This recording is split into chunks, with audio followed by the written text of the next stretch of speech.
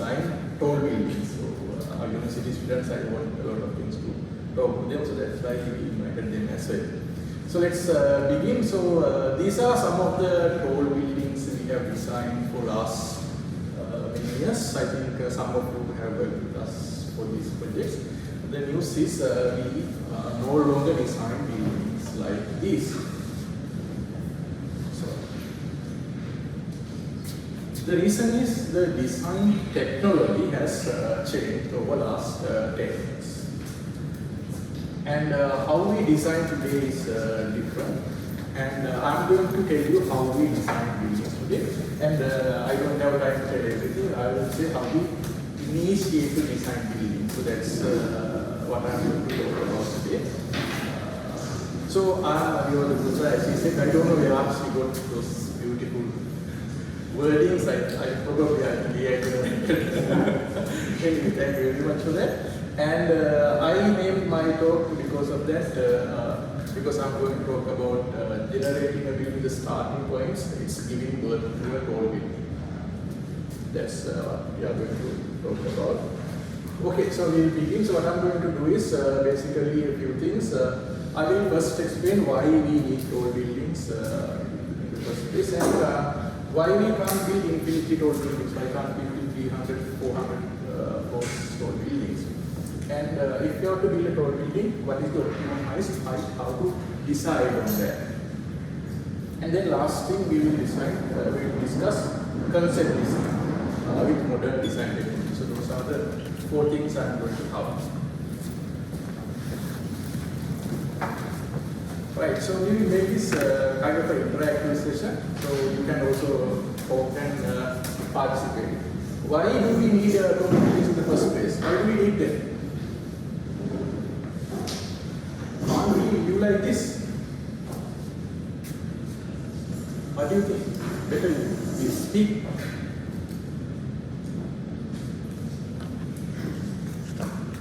Aren't you like this? What is the answer? I think yes. Yes, we don't need all those tall buildings. We can, everybody can do like this, isn't it? We can do it, but that is 100 years ago, not today. What is the difference 100 years ago and today? What are the things that has changed so drastically that we can't do that? Why can't we do it today? It is because this is our world, and 100 years ago there were 2 billion people living on this world. The right number of people, human beings, match to this scale of a planet. Today we have 8 billion people in this world, and it is estimated by 2100 there will be 11 billion people living in this world. So it's like you have a 2-bedroom apartment and you have 2 people to live, so you can give each one a room. Now when you have 11 people to live in a 2-bedroom apartment, you have to change your strategy of living. So that's why we can't do it. And if 11 billion people start to live in this world like this, it will take massive amount of land and therefore massive amount of roads and infrastructure networks. And because of that, there will be a huge scarcity of resources in this world. So we can't go back, we have to have tall buildings. So it's happening now. So we see mega cities on the world are in a tremendous growth. Today, if you look at New Delhi, there's about 43% growth from 2011 to 2025. The professor knows it better than me. And Dhaka, there's 53% growth. Beijing, we have 54% growth, and even developed cities like New York, there's 20% growth. So mega cities have a tremendous growth, and billions of people are now moving into cities. It's a good thing, because knowing or unknowing, they are contributing to make this world a more sustainable place by doing that. So this is global urban population. In 1980s, we had only 1 billion people living in cities. And 2050, right now we have about 3 billion people living in cities. And it is estimated by 2050 we will have 6 billion people living in cities. Urban population. 3 billion now, 6 billion by 2050. 3 billion more people. So 2050 we will have to have cities for 3 billion more people. It's doubling the global urban population. Right. So very few people understand that this is the biggest force acting on surface of Earth today. Each this bright dot, this dot is a city. And in just 15 years time, this map is going to go double, and there will be double of global area. And thing is, this movement, these people moving into cities, we have to get it right. As Philippine professionals, it is our duty, we have to get it right. So unless we focus on this and make this settlement sustainable, unless we do that, all these climate solutions we are talking about are not going to save this planet. So this is the main thing we have to do. And we have to do sustainable urban planning. We can't think about cities two-dimensional anymore. We have to use the third dimension. We have to use the vertical axis, and we have to go forward. So that's why we need tall buildings. Simple and easy. Okay. So then we will start. That's the beginning. So we should know why we need tall buildings in the first place. Now, if somebody asks, we can tell. Right, so now I think you are the consultant and the client. I'm the client, so I will come to you and ask, I'm going to design a building my land in Colombo. What is the height you are going to build? Why can't we build 300 crores building here? Why can't we build 500 crores building? 1,000 crores? So as engineers and architects, teach us, if somebody tell them. People are going to come to you and tell this stuff. Why can't you do that? Can we do it?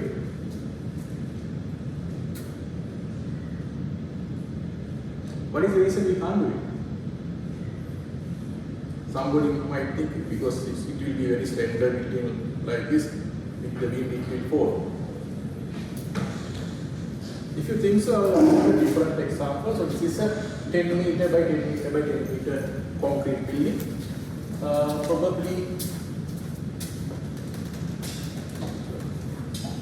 Probably it can be a house for 3 people, isn't it? 10 meter by 10 meter by 10 meter. So what if we make a 10 kilometer, 10 kilometer and 10 kilometer cube?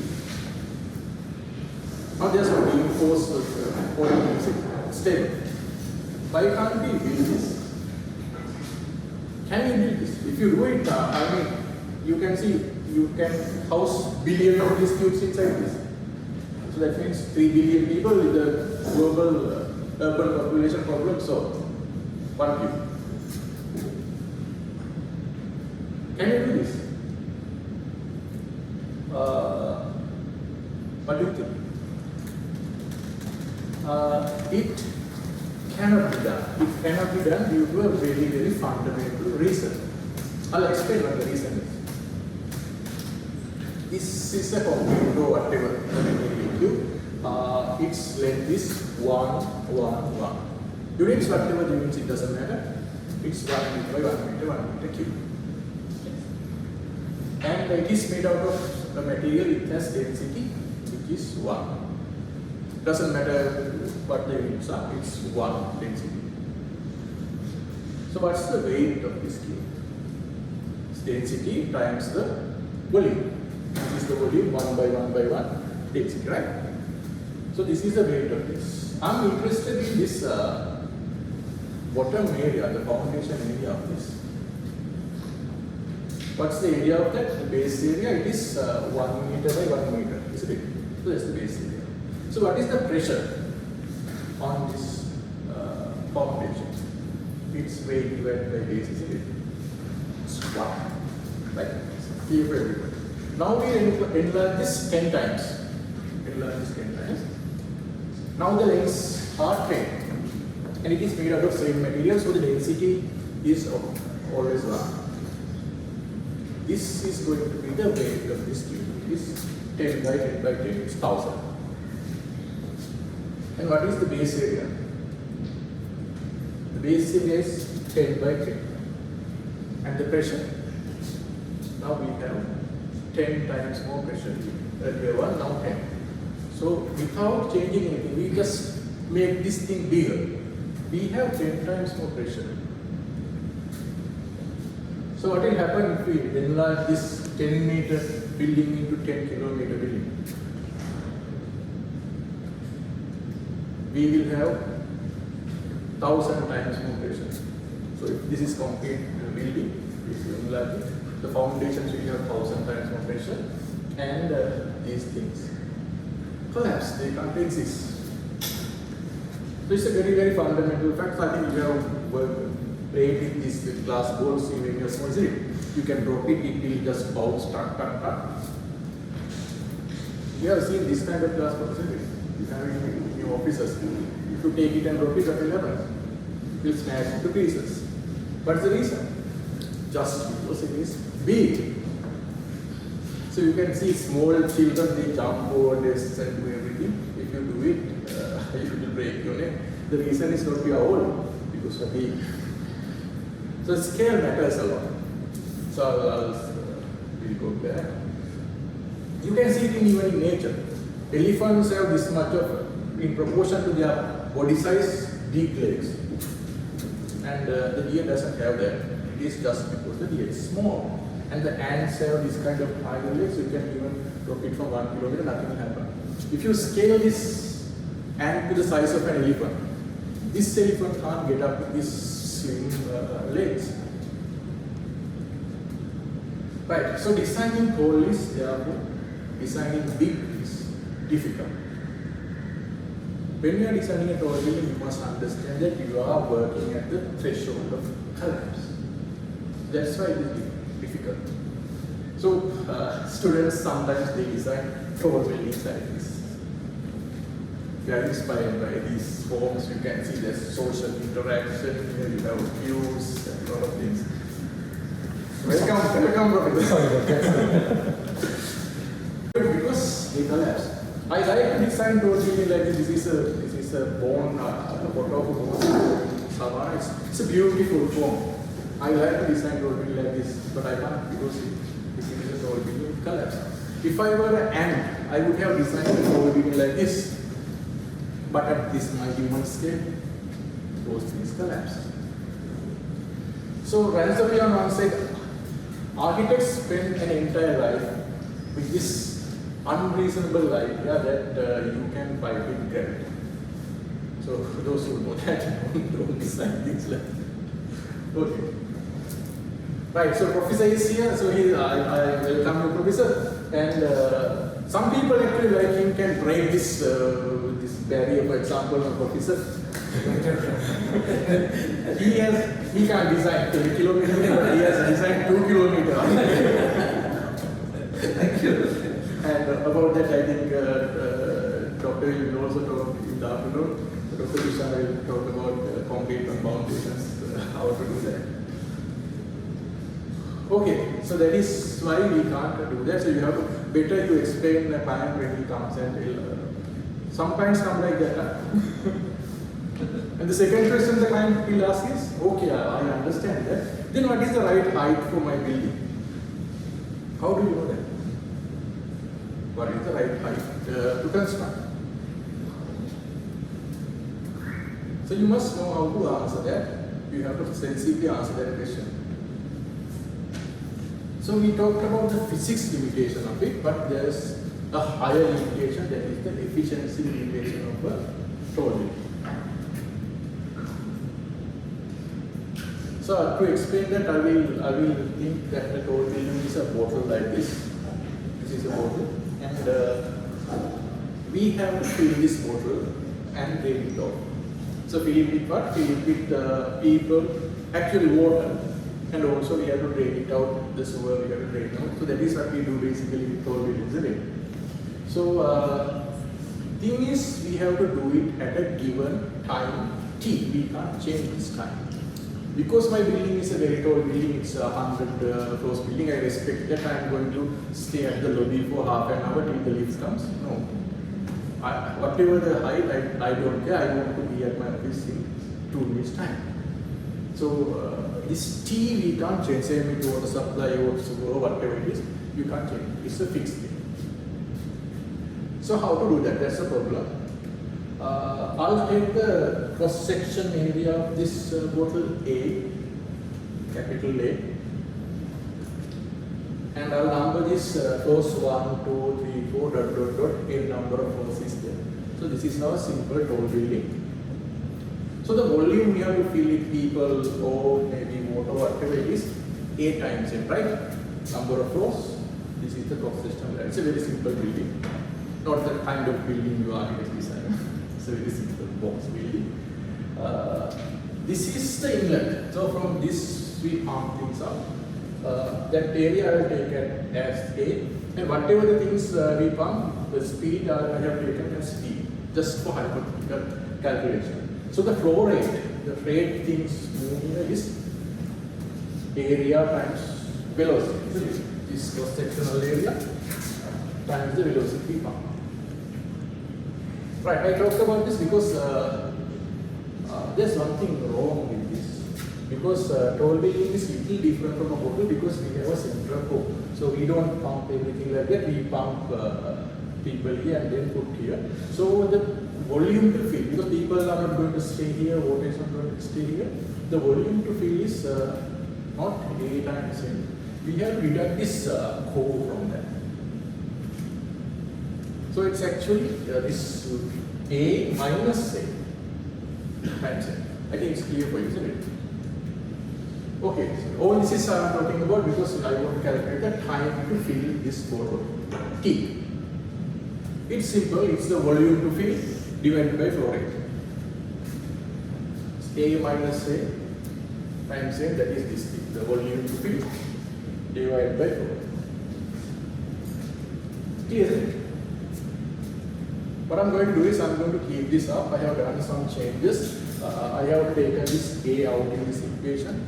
So you can take a photo if you don't trust me, do the calculation at home. So we take this part here, A times B times T, then you can simply do the arithmetic. I'm going to keep that over there because I want to explain a little concept called the flow plate efficiency for tall building. Flow plate efficiency. So this is a bottle. I'll take the bottle for a while. Okay, so this is the bottle. So this is this area is the entire area, and core, this is the core. So the usable area of this thing is the total area minus this area. That is A minus A, and gross per area is total thing A. So A minus A divided by A is the flow plate efficiency. That is what is the percentage of flow plate that is usable in a tall building. Right. So I'm just going to do a simple thing. I'm going to take this A we calculated earlier and put it here. That's the only thing I'm going to do. And you can also do that calculation by yourself, and you will get this answer. Efficiency E is VT over VT plus N.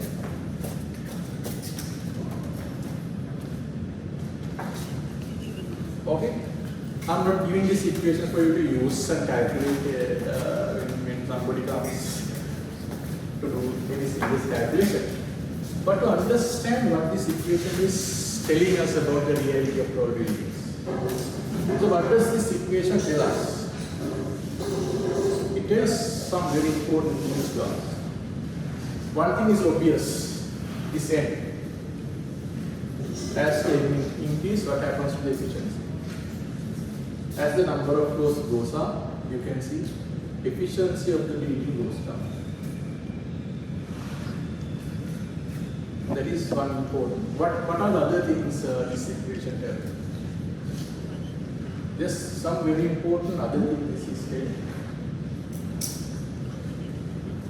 Where is this A we were talking about, this cross-sectional area, where is it in this equation? It's not there in the equation. What does that mean? It doesn't matter you have a big land, you are constructing a very big building, or you are talking about a small building. It doesn't matter. Efficiency is efficiency. It is governed by the number of floors. That's a very harsh reality of tall buildings. A lot of people don't realize.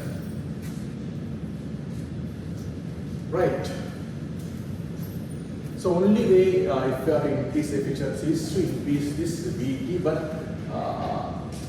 it's very difficult because it's in the denominator and also upstairs as well. So unless you largely increase this VT, you can't increase the efficiency of a whole building, and that is not going to happen easily. So it's very difficult. So if you put this mathematics aside and then understand what is going on, this is your building. This is your neighbor's building. It's a short building, but it's large area, it takes a lot of land. So you save from the land, when you're building, you save from the land. But the thing is, you are using from efficiency when you do that. So what you lose and what you save, there's a balance. And it will be a graph like this if you go around. And there is a P. So that is the number of floors you must construct in order to maximize your profit. So there is a peak, and we have to identify where the peak is. So in terms of starting designing a tall building, this is some very important business factor. Architects and likely engineers should know, so they don't think about these things and fall into trouble. So we will just do some calculation on this. It might be a little hard, but you can take photo at the end and then learn it by yourself. We are talking about the profit of a project. What is the profit of a project? So I'm giving my beautiful equation up there. I'm going to use it again. Right, it's very simple. I will simplify it for this purpose, just for the purpose of understanding what is going on. Not equations to use in practice, but to understand what is going on. The project profit is, for a building, it's the sales revenue, the amount of revenue we generate, minus the construction cost, minus the land cost. So that is profit, isn't it? There's the design cost, and also we can consider it as part of construction cost. So things are simple. Okay, so here's our model. I mean this area. So construction cost is simple. It is A times N is the construction area, cross-sectional area, number of floors. And if you just say the construction rate is R, this is simple, is R, A, R, N. That is the construction cost. It's simple. Land value is even simpler. The area, land area is, I have to make it a function of this area, because usually in high-rise buildings in Sri Lanka it's 50%, isn't it? So this factor B can be it can be 2.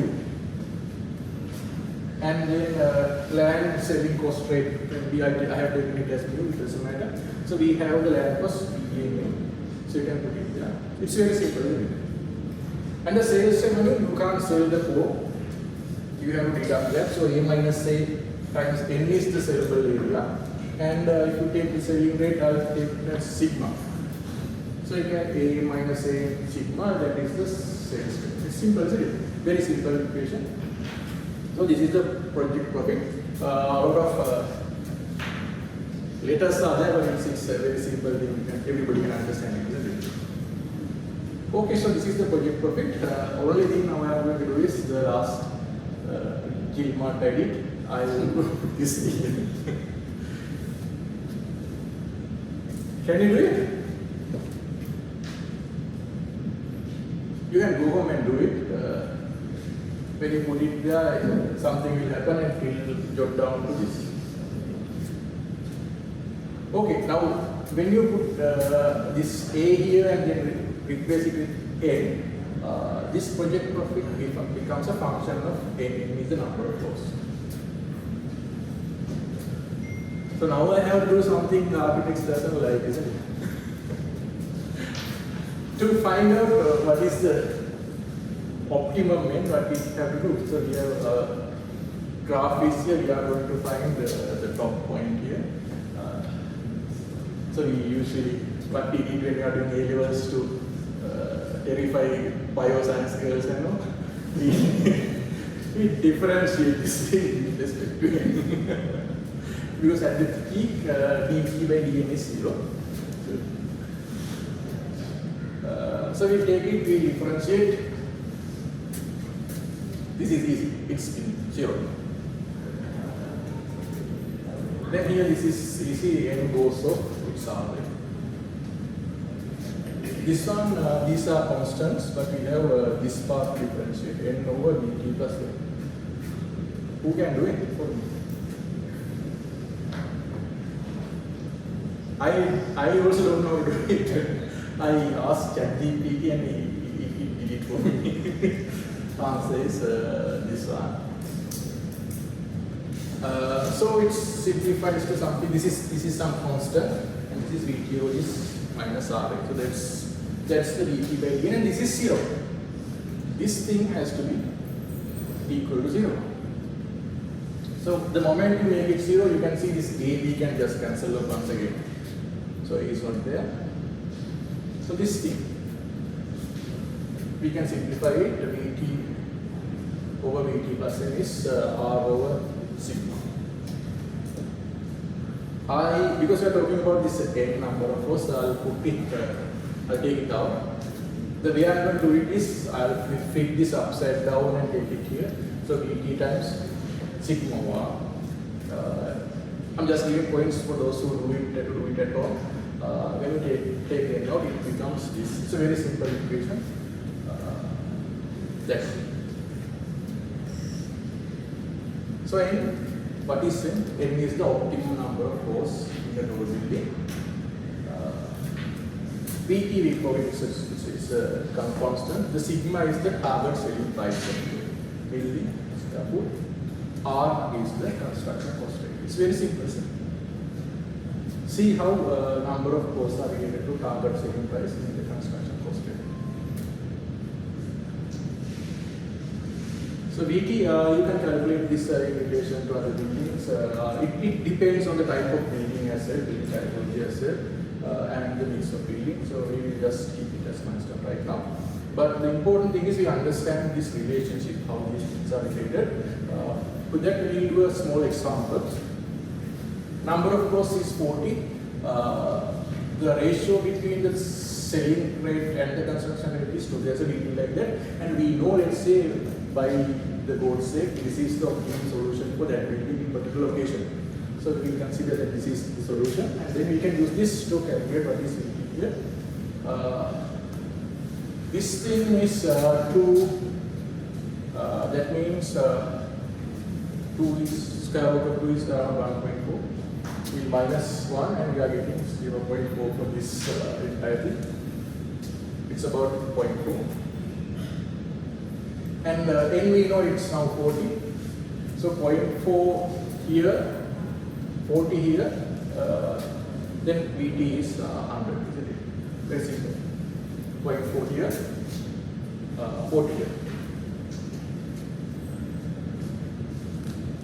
Now we have the number for Vt to use. Now we are going to consider constructing a 100 pores building in this particular location, and we have to design it in such a way we have a selling at a red sigma, which is red sigma here. This is white sigma. How to do it? It's very simple. We take our equation.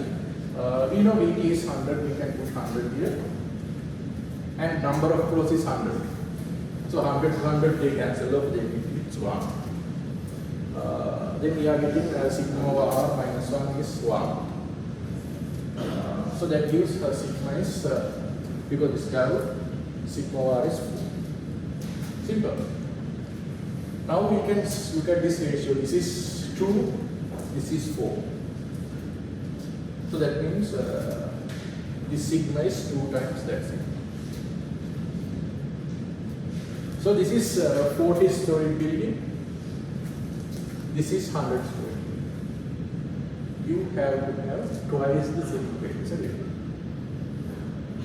So in this simple equation shows is, in a place you are successful with 40 story, you have to get the same maximum output, you have to have 100 crores. If you have to have 100 crores, you have to have twice the selling rate. So most of the people don't understand this and they fall into trouble.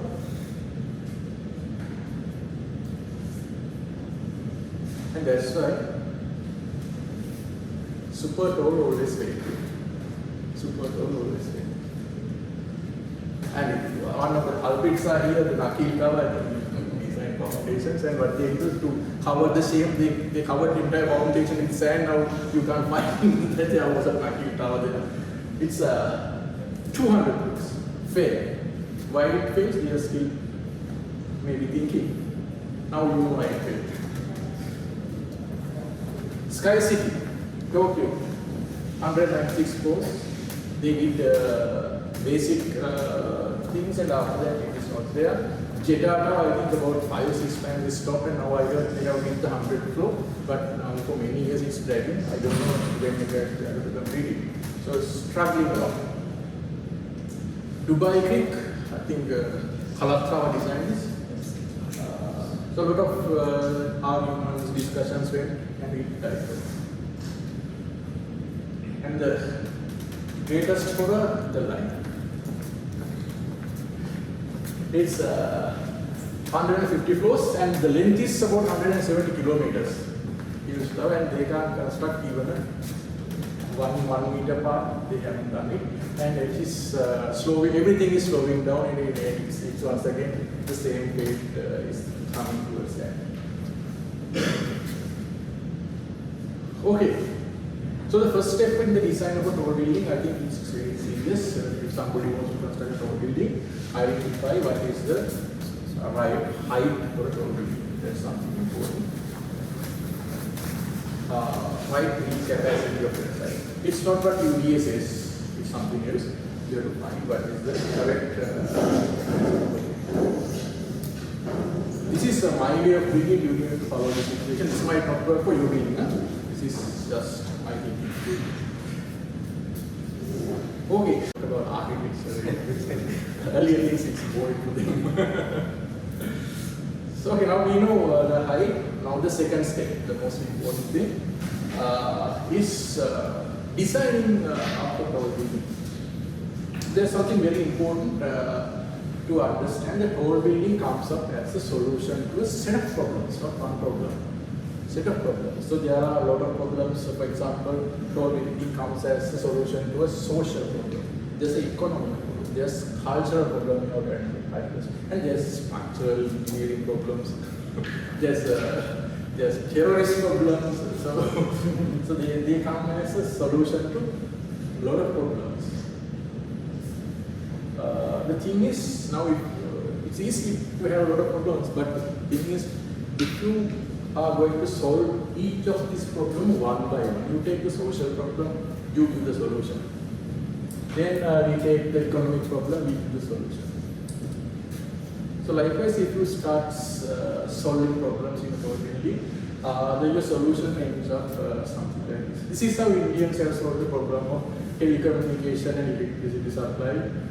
Everybody has one line, so everybody's problem individually solved, and this is the solution. Thing is, it doesn't make sense. It's not livable. It's ugly. So this is what is going to happen to even a tall building if you solve problems one by one. By the way, do you know why this thing is ugly? I want to speak about ugliness a little bit. These are two flowers. This is something very fundamental. I want the architects to understand this.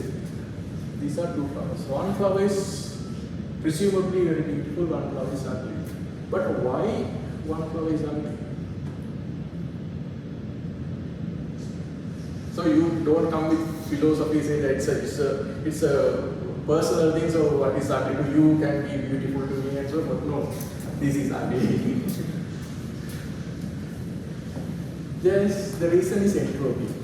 I think probably most of you doesn't know what entropy is. I'll explain a little bit. Entropy, once again, I will not talk about mathematics. This is Boltzmann, this is his tomb, so I think he coined it, but he's the one who put it forward and he suicided after that. So W is the log of W. W is, it is a coin, flip coin. You have head or tail, so W is 2, the logarithm of that is entropy. So we will just forget that mathematics. For us, entropy is disorderliness. It's a measure of disorderliness, how disordered a system is.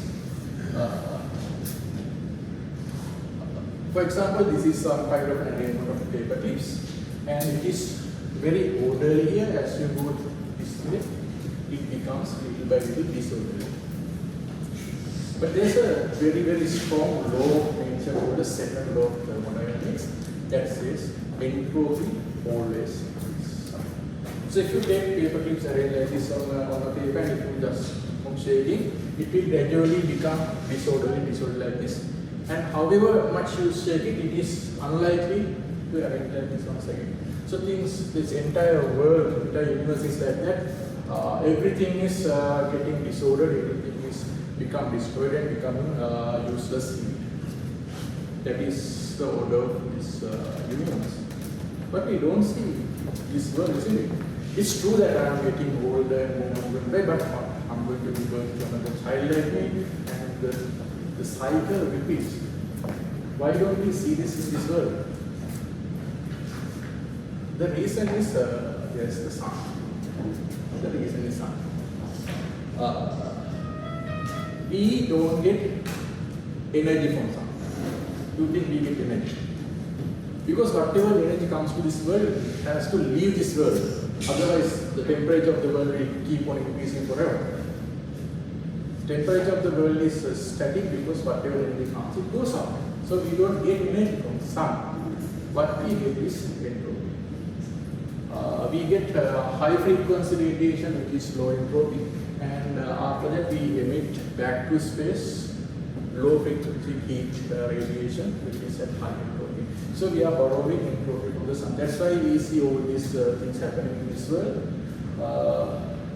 And that pays all this entire party in this world, including this workshop. What pays that is the entropy from the sun. I told this is something very fundamental. Entropy is the reason that we have this past, present, future arrow of time. I have this distinction because of entropy, and physicists say entropy is fundamental than time itself. So it's something very fundamental between us. I told all this because life consumes entropy and we all live on entropy. And everything about life is about entropy. And then another question, is this high entropy or low entropy? This thing is very complicated or simple. This is something very simple, you can see. That's why it's beautiful, it's not ugly, isn't it? It's beautiful because there are a lot of things. So if whatever the pattern you see here, you can see it's the same pattern and so forth. So this thing, if you break it, actually this is generated by a very simple equation about three letters. But this is definitely ugly. So ugliness is actually the perception of high entropy. So that's the reality. And if you want to marry someone, you will not choose this kind of simple kind of person. The reason is actually you are seeking low entropy. Right, but why I told this is it's a fundamental animal need that we live in the low entropy environment. It's not only human need, it's an animal need that we live in a low entropy environment. And the thing is, then only we can understand our environment, we can have clarity of environment, and we can do things in that environment. We can do things just by growing entropy, we can do only if the entropy is low. So that is something very fundamental. So as I told you, tall buildings comes as a solution to all these problems, and if you try to solve all these problems individually one by one, we will get a solution like this, and it is ugly and it is high entropy. Alvar Aalto says, in architecture, nothing is as dangerous. Nothing is as dangerous as dealing with separated problems. So if you focusing on one problem at one time, keep on solving that is going to become a chaos, and it is very dangerous. So you know the value of the word dangerous now because you understand. the benefit. So that's why we need an integrated design solution to it all.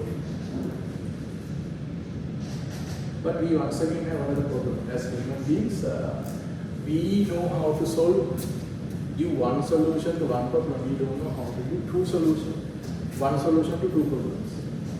Especially when it comes to solution related to geometry, we can't do that. So the problem we have as human beings, I'll keep it for the time being. So we told that how to solve this. How does architects deal with this? How do we solve this? The way we solve it is the concept. What is a concept? The concept of it need not to get overly. The concept of any project consists of three things. And for my theory, I went to recently all the architecture schools of this country, and Noya students have understood what a concept is. Concept consists of three things. The first one is what should this building do? If you are given to design a building, you have to simplify it. You have to say no to many things, you have to prioritize things, and then say this is what this building should do. You have to responsibly understand what this building should do, and you have to simplify it. That is the first thing about coming up with the concept. For example, let's say 500 years ago you were born as an architect and you have to design a prison for prisoners. So it's feudal prison. So what is this building should do? What does a prison should do in those days? It's simple. The prison is there to punish people who are doing wrong. So that's what the prison did 500 years ago. So you have to specifically, this is a simple, easy case, it's one sentence, to punish. The thing is, people even forget this. If you doesn't do this exercise, they forget what the building should be doing. And the second thing is, in order to do that, there is something architecture of the project has to do. What is that? You have to identify what that thing architecture has to do. So that's the second thing of the concept. For example, this feudal prison, it has to punish people, those who do wrong. And what architecture has to do is to create the sense of isolation of people. If somebody is put into jail, they should feel the isolated, the loneliness, the coldness. So that is what architecture the building should do. So first, as a responsible person, architects have to understand what this building is going to do, and then to do that, what architecture of this building should do. So those are the two important things. So when you miss that, architects talk about, I inspired by a sari, so my building is like a sari.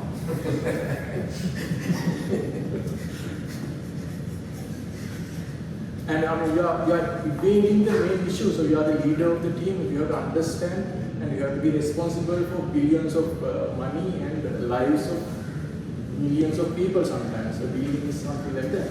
So you have to do that. Third thing is how to do it. That is also, it is better if you put it in sketches or words. This is how I am going to do it. For example, now that prison we are talking about, you may select a lonely island, dungeons to create, and you can underground chambers you are talking about, a material you are talking about, steel and rock. So that is how it is done. So if you have to design a prison today, for example, today we are talking about democratic prison, the function of the prison is different. So it's not punishing people, it's rehabilitation of people. And because of that, what should architecture should do is different. It's much more complicated. And the materials, the form and everything becomes different. So first thing is that concept, what should the building should do? What should architecture of the building should do because of that? And how to do it. So this thing, Mr. Rama, is missing in our culture now. We have to bring it back. It's something very, very important. It's the real duty of an architect. So the fundamentals now we are missing. Right. The third step. Now we have a concept and we have designed the thing. And I'm going to talk about design tools a little bit, and I'm going to finish it off there. So how to design a tall building, the modern design technology. This is how we usually design. We draw scale plans and all. So the problem we have with this thing is we can't visualize the depth, we can't visualize the space, form, the volume, or anything with the drawings like this. So we encourage students, you make models. It's a good way, but the problem is we bring one model, then we want to change it, we cut it here and there, and as we cut and off, what will happen? The entropy always increases, and you have to throw that model away. And we make several models. That is one good way of design. But it is not enough for some architects. For example, Antonio Gaudi, many years ago, it's not enough for him. So what he did was, when he designed this chapel, he had these threads with some weights on the ceiling, and he created the form of the chapel out of that. The thing is, now, if you want to see the chapel, see the chapel upside down. So he can lift these cables infinitely. Anytime you want, you can raise this minarets up, down, you can play with it. So that's how he designed the thing. And I'm asking this question: what if there is a material that can grow and shrink the way we want? We can twist and deform it the way we want. That can take any form, and that we can do it endlessly and effortlessly. If there's a material like that, how great it would be. The thing is that material exists. It exists. And that's what I'm going to explain, the modern design technology for buildings.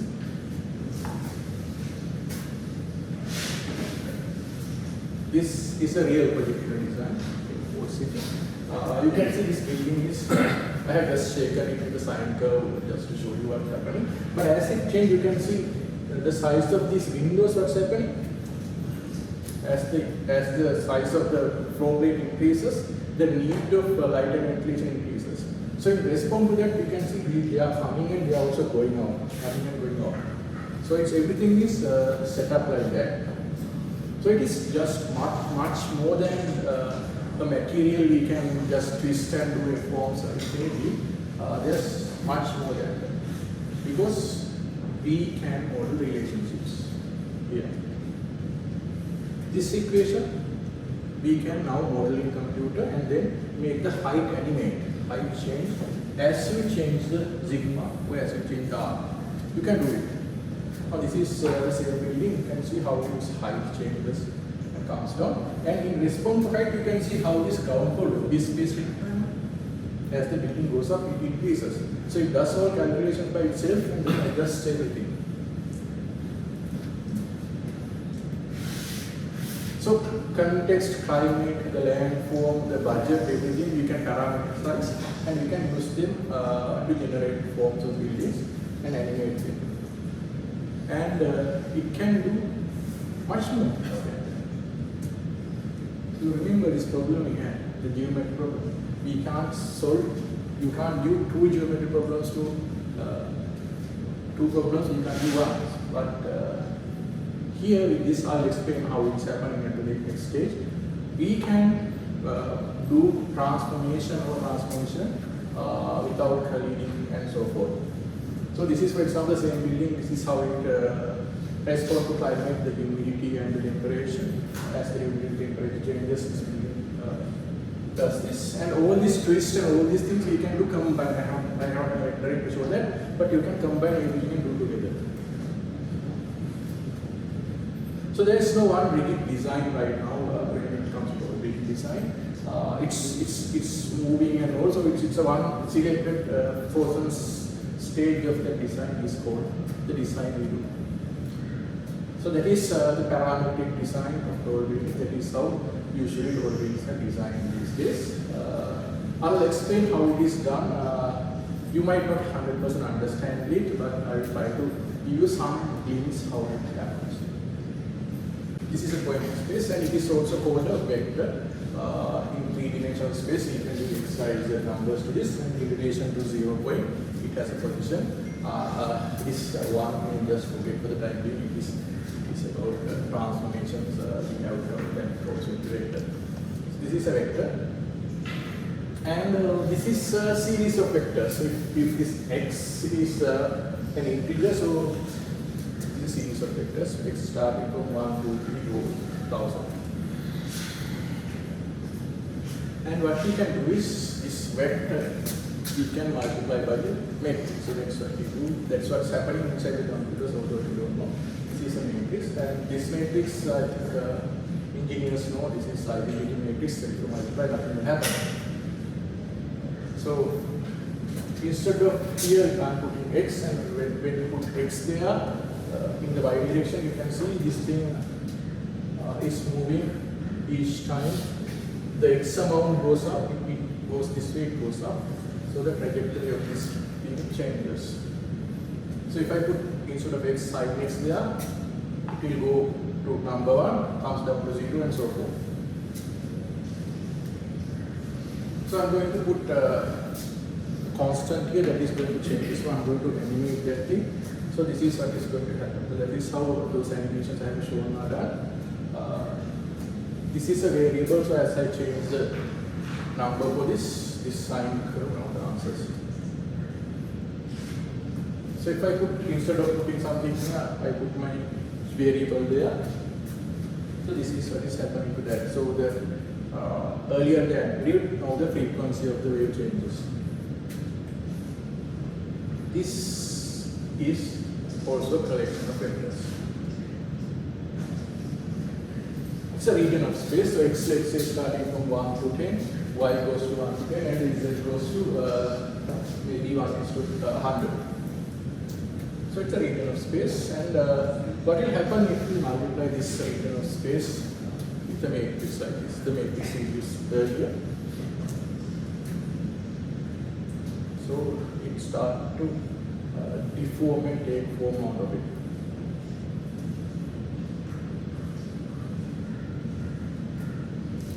This is the same thing I have used. This is the shear matrix.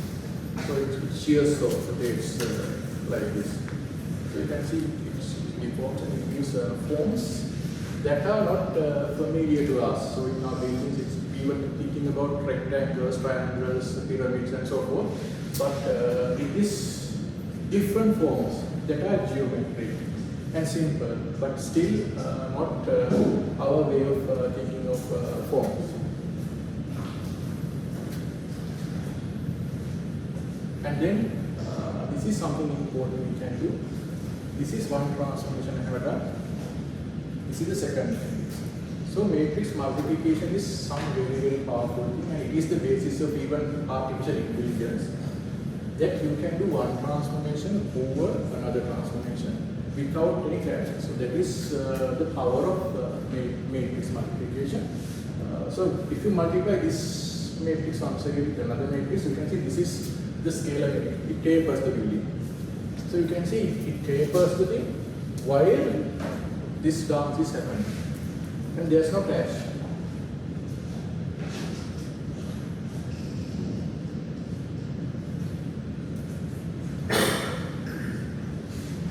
So the thing is, building is like that. A building is a region of space, and it takes form under various influences. So how it is done? This is how it is done. It is usually done with visual programming languages. Everything is dynamic here. What will happen is each of these boxes is a mathematical equation, and this is how these equations are connected. How outcome of one equation goes to another equation, and so on. So visually we can design the arrangement, and we can create it. So there are two tools used. This is the most popular one. The private class, a lot of people use that. And my preference is geometry. It's the difference is Here you are working with presets, so you have got a lot of tools, you don't know what's going underneath, but you can play with it. But in geometry terms, you are directly working with the vectors, scalars and fields. There are a lot of tools in Grasshopper. In Blender, we have only a few tools. It's like having a felt pen. You have seen a lot of big trays people are using, lighter colors and so forth. So if you have such a big tray, you can do it. But you can do the same thing with 5 watercolor tubes, isn't it? You can mix things and you can do everything. So that's the difference between geometry nodes and Grasshopper. And you can do a lot of transformations here, but here we can do almost any kind of transformation you want. And this is easy. That has like same thing, felt pen and watercolor. It has a model to do that. So it's up to you to choose how to do it, but this is how we design all these. Right, so I'll sum up what we learned. We learned why we need tall buildings, why we can't build infinitely tall buildings, something very important, and what is the optimum height of a tall building, how to think about how to calculate it, and why we need integrated design approach in designing tall buildings, and what is a concept, and modern design technology of tall buildings, how we design tall buildings with the technology. So that's all about it.